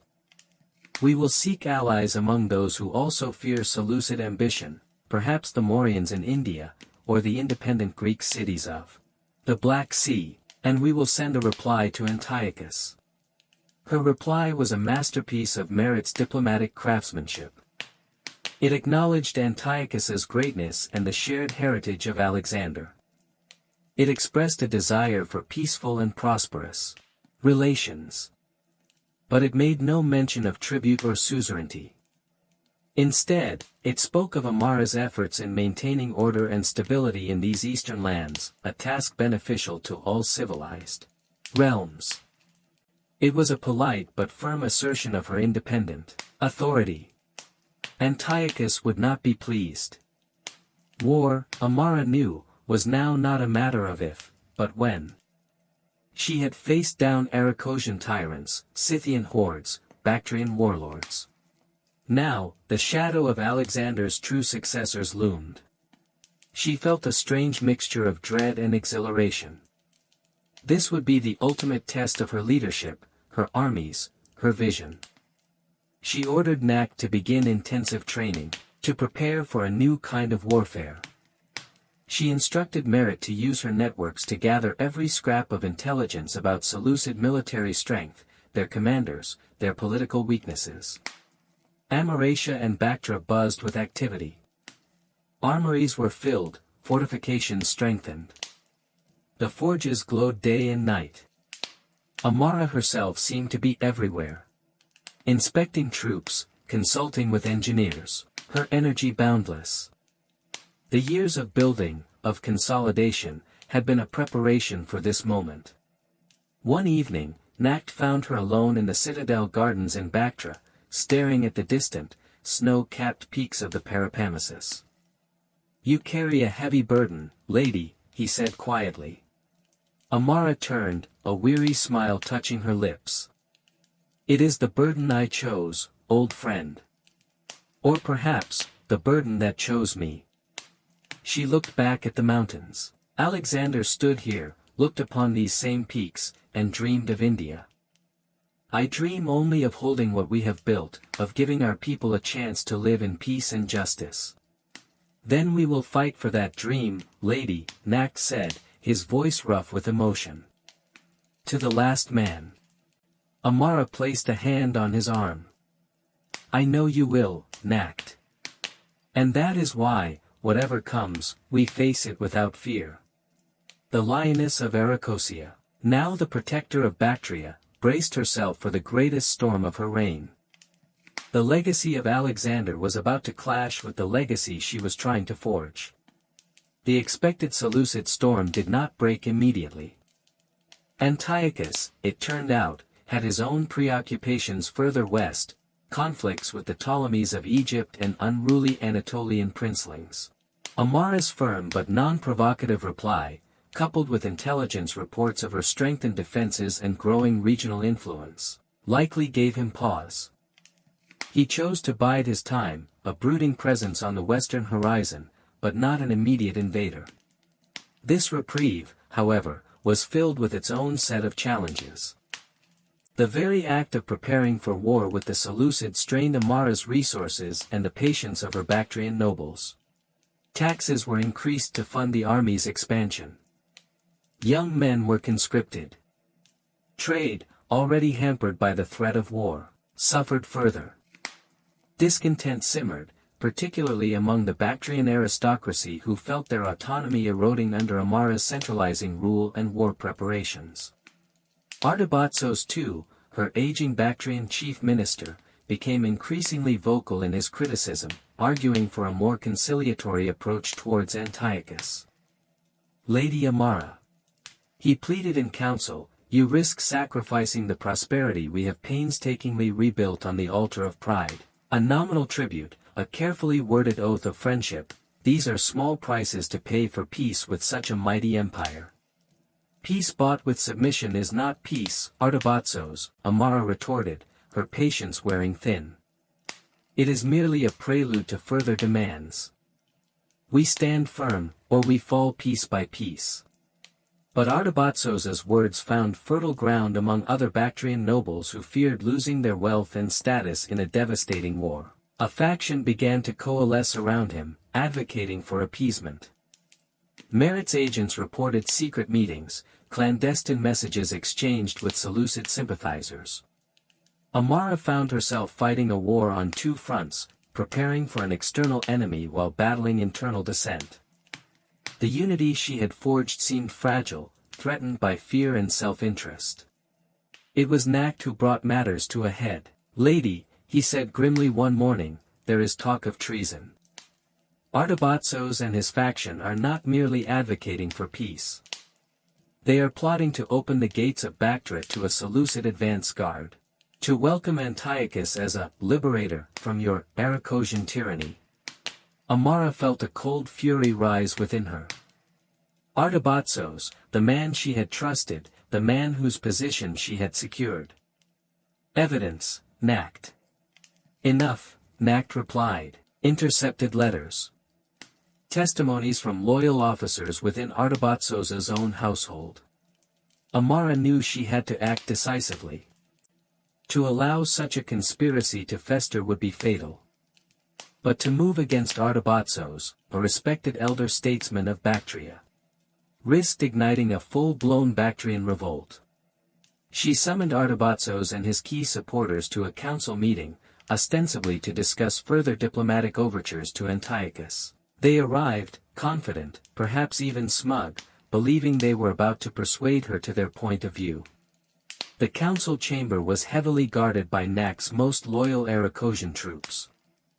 As Artabatzos began to speak, outlining his proposals for appeasement, Amara cut him off.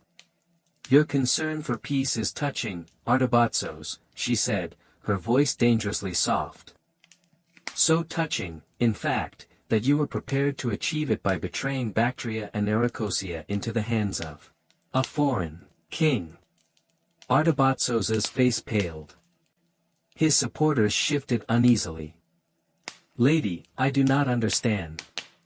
Oh, I think you do, Amara said, her eyes blazing. She nodded to Merritt, who calmly presented the irrefutable evidence of their treason. The conspirators were stunned into silence. Artabatzos, seeing his plot exposed, attempted to bluster, to deny. But the evidence was overwhelming.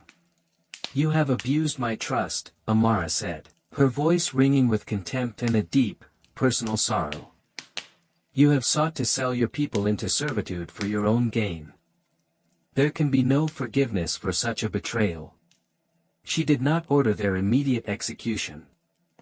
That would have been too crude, too likely to inflame Bactrian sentiment. Instead, they were arrested and placed under heavy guard. Amara then summoned an assembly of the remaining Bactrian nobles, the loyal ones, the waverers, and those who had merely been foolish. She laid out the evidence of the conspiracy before them. She spoke not in anger, but with a grave sadness, of the betrayal and the danger it had posed to them all. "This was not just a plot against me," she told them.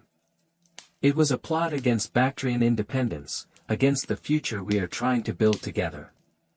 I offer you a choice: stand with me, with a united and free Arachosia Bactria.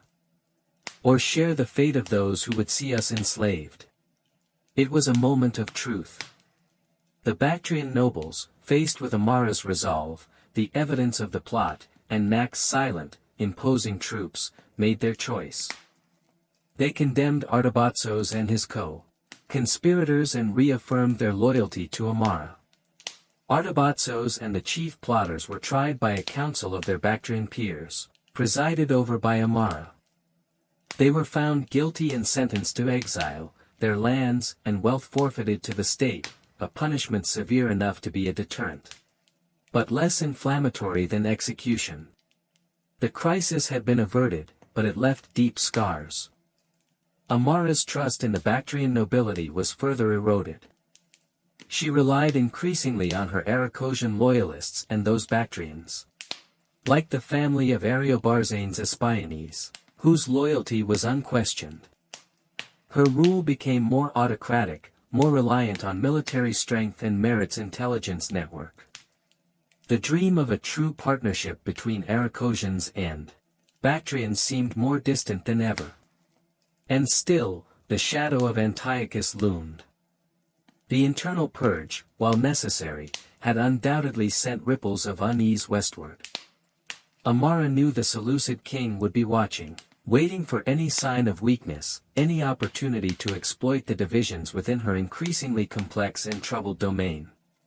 She found herself spending more and more time with her army, finding a grim solace in their discipline, their straightforward loyalty. The complexities of court, the endless political maneuvering, exhausted her in a way that battle never could.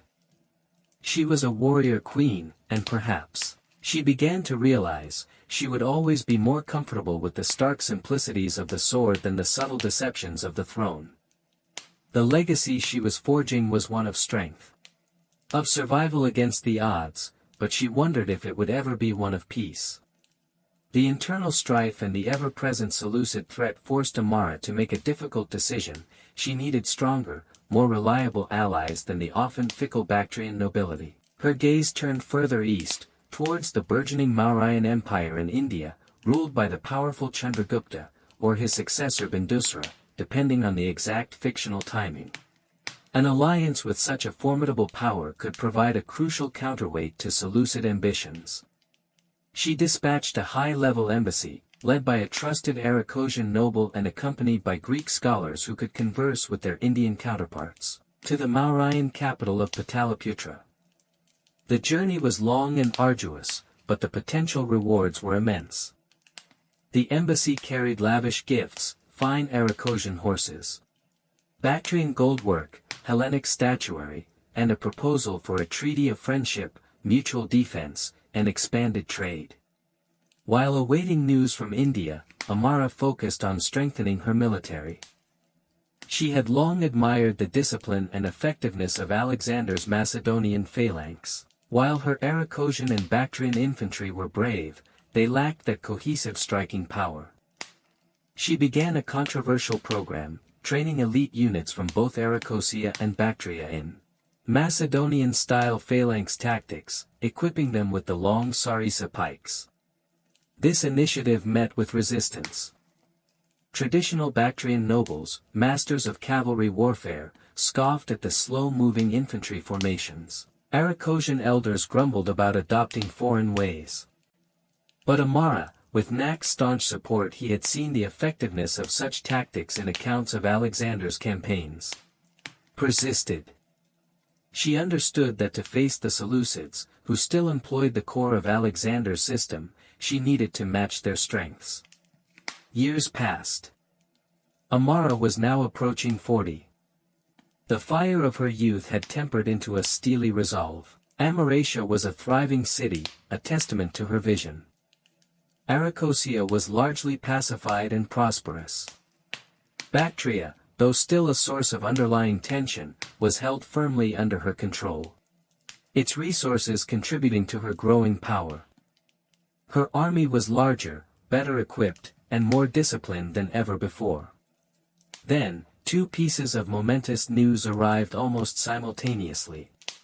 The embassy returned from Pataliputra, successful beyond Amara's wildest hopes. The Mauryan emperor, impressed by Amara's strength and foresight, and perhaps wary of Seleucid expansion himself, had agreed to a formal treaty. It was not a full military alliance, but a pact of non-aggression, mutual recognition of borders, and, most importantly, a significant trade agreement that included the provision of Indian war elephants, 50 magnificent beasts, trained for battle, to Amara's army. The arrival of the elephants, creatures rarely seen so far west since Alexander's time, caused a sensation in Bactria and Amaratia. They were a potent symbol of Amara's reach and her growing stature. As a regional power, Nact immediately began training Mahouts and integrating the elephants into their battle plans, recognizing their potential to shatter enemy formations and demoralize opponents. The second piece of news was far more ominous. Antiochus, the Seleucid king, having finally settled his western affairs, was on the march. A massive Seleucid army, replete with phalanxes, siege engines, and its own contingent of Indian elephants, was advancing eastward, its stated goal the restoration of order and imperial authority in the upper satrapies. The long-feared storm had finally broken. Amara's war council convened in an atmosphere of grim determination. There was no talk of appeasement now. The Mauryan treaty, though not a full alliance, had emboldened them. The arrival of the elephants had boosted morale. Antiochus seeks to erase us from the map, to make us a forgotten footnote in his imperial ambitions, Amara told her commanders, her voice resonating with cold fury. He will find that Arachosia and Bactria are not so easily broken. We have faced down tyrants and warlords. We have built a kingdom from dust and dreams. We will not yield it now. She made her dispositions with her customary strategic brilliance. She knew she could not match the Seleucids in sheer numbers. Her strategy would be one of defense in depth. Using the rugged terrain of eastern Bactria to her advantage, harassing the Seleucid supply lines, and forcing Antiochus to fight on ground of her choosing. The main defensive line was established in a series of fortified passes near the Jaxartes River, the traditional boundary with Sogdiana, which Antiochus would have to secure before fully entering Bactria. Nact commanded this line, with the bulk of their infantry and the newly trained phalanx units. Amara, with her elite cavalry and the precious war elephants, would command a mobile reserve, ready to strike at any Seleucid weakness or to reinforce threatened sectors. Merit, as always, managed the vital intelligence network, her spies tracking every Seleucid movement. The first Seleucid probes were easily repulsed. But then the main body of Antiochus's army arrived, a seemingly endless river of men and steel. The Seleucid king was a cautious, experienced commander, a stark contrast to the impetuous Darius whom Alexander had faced. He did not rush into battle, but methodically began to invest Nact's defensive positions. using his superior numbers and siege craft.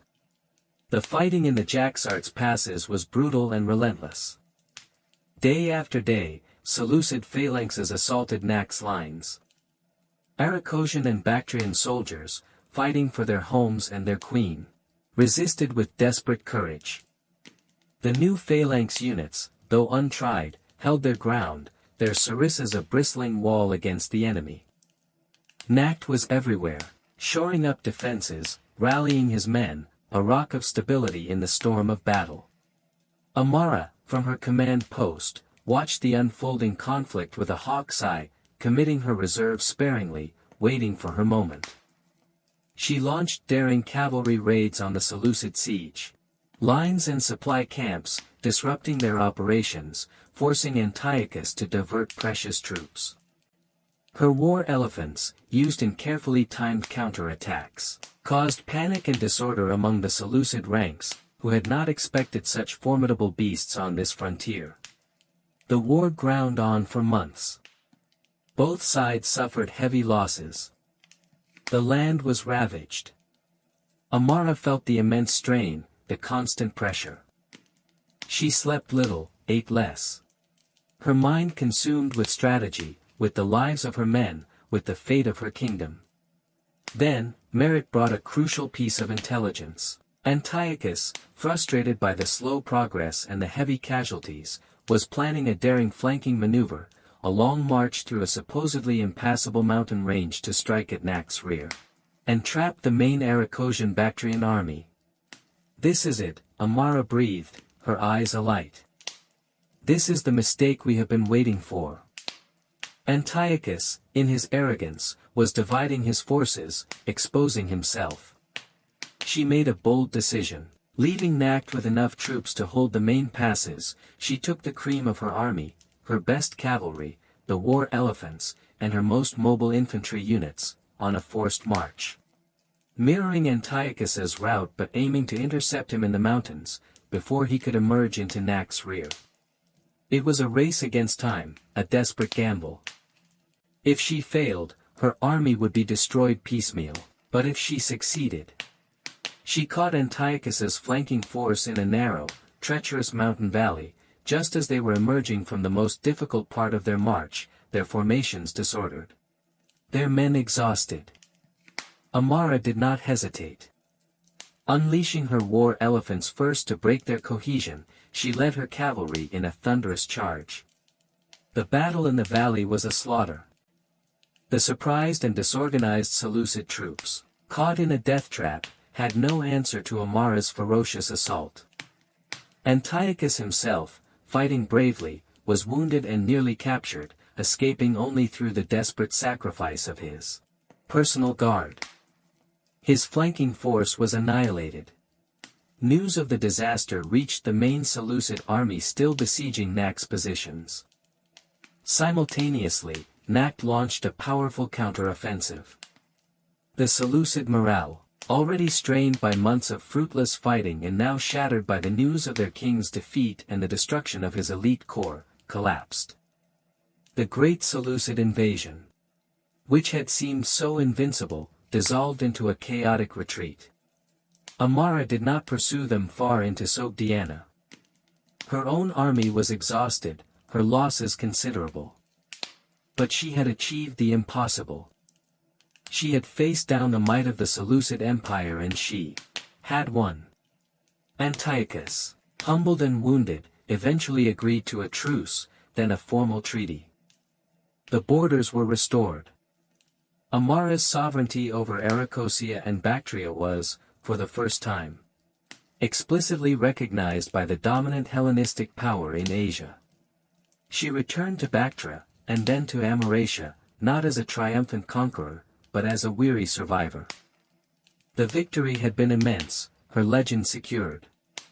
But the cost had been terrible. The land was scarred, a generation of young men depleted. Standing on the walls of Amaratia, now truly her city, Amara looked out over her hard-won kingdom. She had achieved more than she had ever dreamed when she was a dispossessed girl in the Aracosian desert. She had built a realm, defended it, given it a measure of justice and prosperity. She had become a queen in her own right, a power in the East. But the loneliness was deeper now, the burden heavier. Nacht was older, his strength beginning to wane. Merit, though still sharp, spoke more often of the peace of a temple garden. Amara had no heir of her body. The question of succession, the question that had shattered Alexander's empire, loomed in her own future. Her legacy, she knew, was not yet complete. It was not just in the cities she had built or the battles she had won. It was in whether this kingdom, forged in fire and blood, could endure beyond her own lifetime. That was the final, greatest challenge. And as the sun set over the plains of Arachosia, casting long shadows from the walls of Amaratia, Amara, the lioness, the protector, the queen, prepared to face it, with the same indomitable will that had carried her so far. The victory over Antiochus cemented Amara's reign and brought an unprecedented period of peace and prosperity to Arachosia Bactria. For nearly a decade, the borders were quiet. Trade flourished along the routes Amara had secured, from India in the east to the newly chastened Seleucid territories in the west. Amaratia and Bactria became vibrant centers of culture and learning, their libraries and schools attracting scholars from across the Hellenized East. Amara, now revered as Amara Sotira Amara the Savior, focused on internal development, strengthening institutions, promoting agriculture, and fostering a unique Arachosian Bactrian identity that blended Hellenic influences with ancient Iranian traditions. She never married, never named an heir. This became the silent, growing concern within her court. Nacht, now graying and increasingly frail, urged her to consider it. Lady, a kingdom needs a clear line of succession to endure beyond one life, however brilliant. Merit, too, gently broached the subject, suggesting alliances, adoptions. Amara listened, but always deferred. Perhaps she feared diminishing her own authority. Perhaps she could not bring herself to trust anyone with the future of what she had so arduously built. Or perhaps, in some hidden corner of her heart, she still felt like that solitary girl in the desert, trusting only in her own strength and vision. She was in her late 40s, her face etched with the wisdom and weariness of her long rule, when the final crisis of her reign began, not with an invading army, but with a slow, insidious decay from within. A series of bad harvests, followed by a harsh winter, led to famine in some of the more remote mountain districts of Bactria. Discontent, long dormant, began to stir. Ambitious local chieftains, descendants of families who had never truly accepted Arachosian oversight, saw an opportunity. Simultaneously, news came from the west, Antiochus was dead. His successor, a young and aggressive Seleucus II, was rumored to be eager to avenge his father's defeat and reclaim the lost eastern satrapies.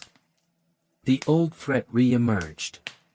Amara, her health beginning to fail, the old wounds, the years of relentless strain, taking their toll, found herself facing a convergence of challenges. She moved to address the famine, dispatching grain from the royal granaries, but the distances were vast, the terrain difficult.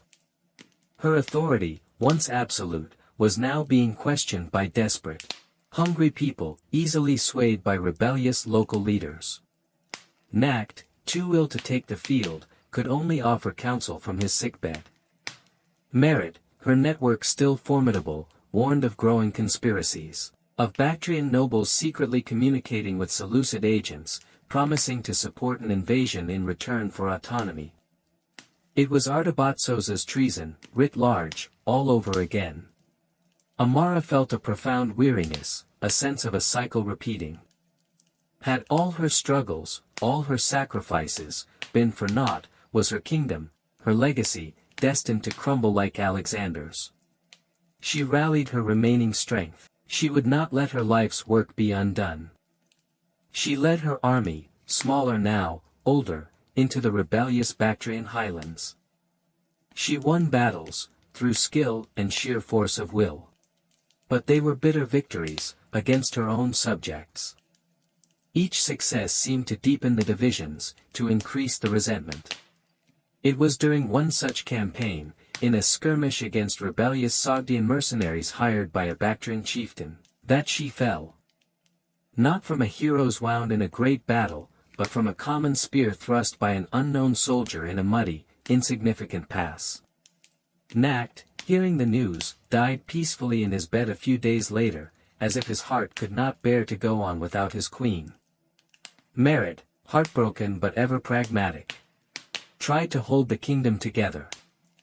She attempted to rally support around Ariobarzanes Aspiones, the Bactrian noble Amara had first supported, now a seasoned administrator. But it was too late. Without Amara's singular presence, her unifying will, the carefully constructed edifice of Arachosia Bactria began to fracture.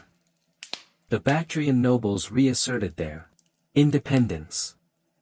Arachosian generals vied for power. Seleucus too, seeing his opportunity, launched his long-planned invasion, meeting only fragmented resistance. Amaratia, Amara's beautiful capital, was besieged and eventually fell. The library she had built was looted, its scrolls scattered. The Hellenic Iranian synthesis she had fostered began to unravel. Yet, her legacy was not entirely extinguished. The cities she had founded, though some fell into ruin, others endured, pockets of Hellenized culture in the vastness of the East. The trade routes she had opened continued to carry goods and ideas. The memory of her just rule, her courage, her brief but brilliant unification, persisted in local legends, a tale told around campfires, of the Arachosian lioness who had dared to forge a kingdom. Years later, a young Seleucid governor, sent to administer the now reconquered province of Bactria, stumbled upon a half-ruined stele in a forgotten temple garden near Amaratia. The inscription, in Greek and Old Persian, was weather-beaten but still legible. It did not list Amara's battles or her titles. It simply read, "I sought Asha. I built for permanence. The gods, or fate, decreed otherwise. But let those who come after remember, one woman dreamed of order in a world of chaos. And for a time, she made that dream real." The young governor, a student of history, paused. He had read of the rebellious bandit Queen Amara in the official Seleucid chronicles, but this inscription spoke of something more, something that resonated with Alexander's own unfulfilled yearnings, his own transient glory. He ordered the stele cleaned and protected. Amara's empire had vanished, as all empires eventually do. But the echo of her ambition, her brief, luminous attempt to carve out a just and enduring realm in the heart of Asia, lingered, a testament to the indomitable human will to create, to lead, and to leave a mark upon the sands of time, however fleeting. Her story became another thread in the vast, complex tapestry of the Hellenistic East, a legacy not of unbroken dominion, but of a fierce and brilliant striving.